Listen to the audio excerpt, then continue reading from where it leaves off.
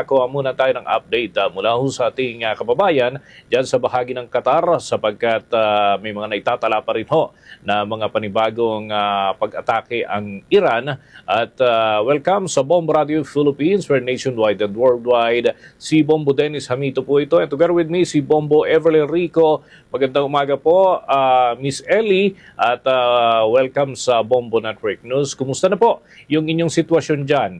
I heard may mga pagsabog pa rin, ano? And kumusta ho yung mga daily supplies, ano, kung hindi po kayo nakakabili ng regular, ano ho ang sitwasyon ngayon? Wala naman po, pero nararamdaman po namin at naririnig namin yung mga pagsabog, yung yanig ng lupa ay nararamdaman po namin. Pero safe naman po kami. Safe naman po kami, sir.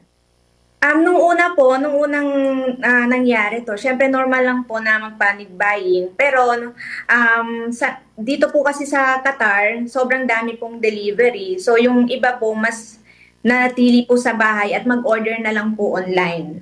Medyo may delay po ang pagdating ng delivery sa bahay, pero okay naman po lahat. Hindi naman po kami nauubusan ng supply. Sadyang I think ready po yung Qatar sa mga pagsubok na ganito po at pangyayari.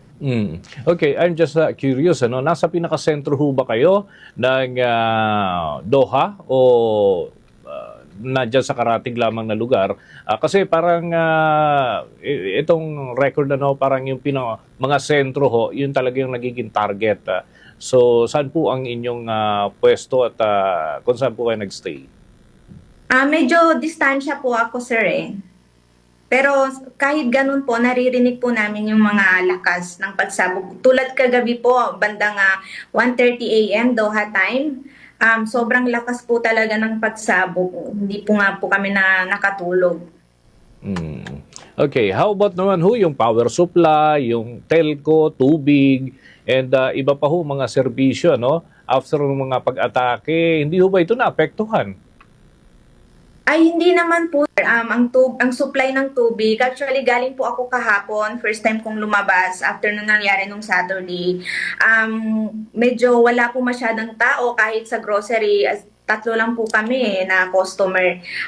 Pero lahat po kumpleto. Wala po yung tubig, yung bigas, mga pagkain, frozen goods, lahat po kumpleto po. Okay din po. Yung tubig, hindi din po kami nawawalan ng tubig. Yun naman po, wala po talaga kaming problema pagdating sa pagkain.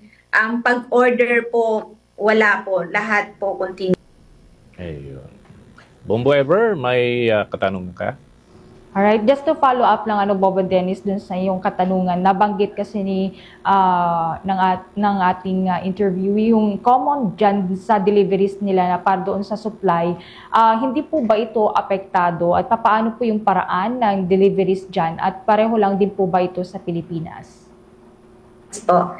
Okay lang naman po dito, yung delivery charge, normal lang naman po, walang pinagbago. Yung mga presyo din ng mga grocery, wala din pong pinagbago. Ang ginagamit po nila dito ay yung motor. So yun lang po yung ginagamit po nila dito. Siguro yung mga driver, safety lang po nila. Napansin ko po nung Saturday kasi nag-order ako. So nung may pagsabog na, kasi minomonitor ko po yung driver, huminto siya. Okay, huminto siya sa area ng Altumama, ganon. Tapos, nung okay na po, wala nang pagsabog, and then saka po siya tumuloy. As of now po ba, may mga abiso na from the Philippine Embassy para po sa posibleng paglikas po ninyo sa gitna nga po itong nangyayari pong tensyon? Sa ngayon po, wala pa naman po. Sa ngayon, nasa bahay lang po kami. Pero nagkaroon din naman po ng babala ang Philippine Embassy sa unang araw na nangyari, nung Saturday, na manatili muna po kami sa bahay at mag-ingat hanggang humupa po ang kaguluhan. Alright. Meron naman po ba kayong common source para po sa mga abiso, para mabilis po na maipaabot ang inyo pong mga concern? Sobrang laking tulong po talaga ng social media. Sa social media po kami umaasa lahat. Updated naman po lahat sa news. Yung government dito sa Qatar, sobrang updated po nila sa social media. Kahit po yung Philippine Embassy dito, sobrang updated. So, doon po kami kumukuha ng informasyon po. At Meron din po kaming group sa WhatsApp, nangangamustahan po kami dito, nag-a-advise, nagtatanungan po. Alright, sige, ingat-ingat po kayo dyan at sana'y hindi na po lumala pa ito pong atensyon, especially po dyan sa inyong lugar. Bombo Dennis. Nais ko na rin ihabol, kahit maayos ngayon, baka later hindi na naman and then may mga pag-atake pa rin. Pero wag naman sana, baka may mga concerns na lang si Miss Ellie para sa ating gobyerno, na kamonitor naman sila palagi. Please go ahead, Miss Ellie, para sa ilang mga concerns kung meron man gusto kayong iparating. So, sir, wala pa naman. Okay lang naman po kami dito. Safe naman po kami. Pero siguro pag darating po tayo dyan, so wala po kaming magagawa kundi sundin po kung ano yung utos ng gobyerno para din po sa kaligtasan namin. Sa mga government po natin dyan, sa mga OWA, Philippine Embassy, unang-una po dito sa Qatar, nagpapasalamat po kami sa inyo. Alam po namin na hindi nyo po kami pinababayaan.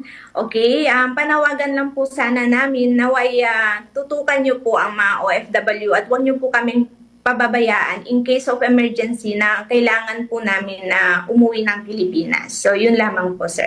Ayun, sige. With that, maraming salamat po, Miss Ellie, at mag-ingat po kayo dyan. From time to time, may makikipag-ugnayan po kami, lalo na kung may mga development. Maraming salamat po.